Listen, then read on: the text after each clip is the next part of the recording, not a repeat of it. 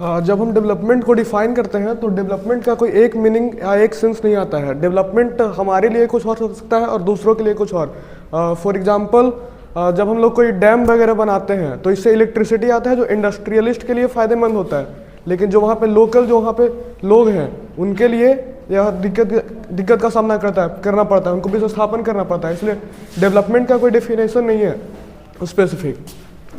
और दूसरा टॉपिक है हमारा रिसोर्स।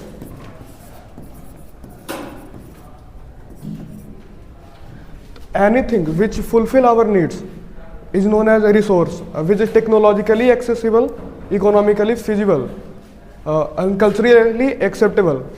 टेक्नोलॉजिकली एक्सेसिबल मीन्स कि हमारे पास रिसोर्स है, उसके लिए टेक्नोलॉजी भी हमारे पास होना चाहिए। हमारे पास फॉसिल फ्यूल्स है लेकिन उसके लिए टेक्नोलॉजी नहीं है हमारे पास, तो वो स्टॉक में ही रखा जाएगा।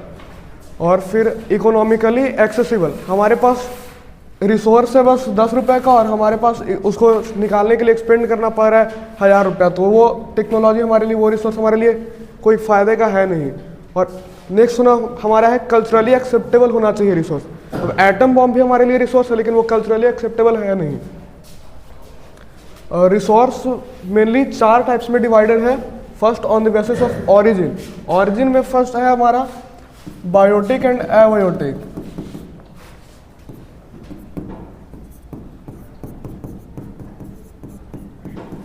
अब biotic means living resources for plants वगैरह जो है हमारा है जिसे मेडिसिन के लिए यूज कर रहे हैं, वो हमारा हो गया बायोटिक। एबायोटिक में आ गया फॉसिल फ्यूल्स, कोल्स। फिर सेकंड है हमारा on the basis of exhaustibility. इसमें 2 है एग्जॉस्टिबिलिटी में भी, renewable and non renewable. Renewable means जिसको हम लोग फिर से बना सकते हैं, फिर से वो खुद से इन्वायरमेंट में फिर से अवेलेबल हो जाए। फॉर एग्जाम्पल वाटर अभी हम लोग यूज किए, कंज्यूम किए, समुद्र में गया, इवेपोरेट हुआ, फिर से वर्षा के बाद वापस आ गया। और नॉन रिन्यूएबल मीन्स कोल और सॉइल, इसके बनने के लिए हजारों साल लगता है, इसलिए हम इसको नॉन रिन्यूएबल के कैटेगरी में रखता है क्योंकि बिलियंस ऑफ ईयर लेगा, हमारे लिए आएगा नहीं। फिर जैसे हम ये रिसोर्स की बात किए तो सबसे पहला हमारे ब्रेन में क्वेश्चन आना चाहिए कि क्या रिसोर्स हमारे फ्री गिफ्ट ऑफ नेचर है? तो ऐसा नहीं है, फ्री गिफ्ट ऑफ नेचर ये नहीं है, ये हमको पूर्वजों से मिला है और हमको भी इसे देना है अपने नेक्स्ट जनरेशन को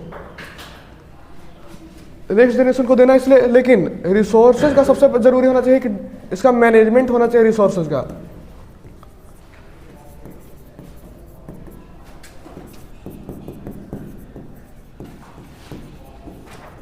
अगर ये होना क्यों चाहिए, अगर मैनेजमेंट ऑफ रिसोर्स नहीं होगा, प्लानिंग ऑफ रिसोर्स नहीं होगा, तो फ्यू इंडिविजुअल्स के लिए पूरा का पूरा हमारा रिसोर्स कंज्यूम हो जाएगा और इससे सोसाइटी 2 पार्ट्स में डिवाइड हो जाएगा, पुअर और रिच में।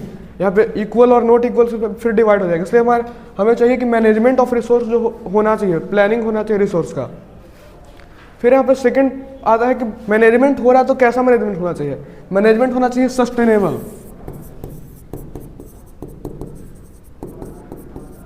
सस्टेनेबल मैनेजमेंट मीन्स कि मैनेजमेंट हो जिससे without harming nature. For example हम लोग कॉपी नोटबुक लेते हैं, उसमें आता है इको फ्रेंडली।